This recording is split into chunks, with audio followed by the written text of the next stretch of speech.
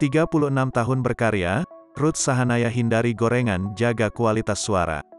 Tahun 2022 menjadi penanda bahwa Ruth Sahanaya telah berkarya selama 36 sebagai seorang diva di tanah air.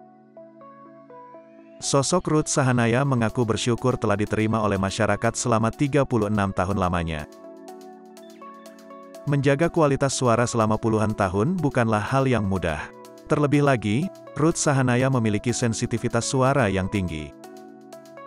Maka dari itu, Ruth Sahanaya mempunyai trik khusus untuk menjaga kualitas suaranya agar stabil dan tak lekang dimakan waktu.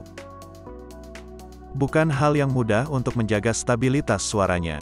Terlebih lagi kini Ruth Sahanaya telah menginjak usia 56 tahun.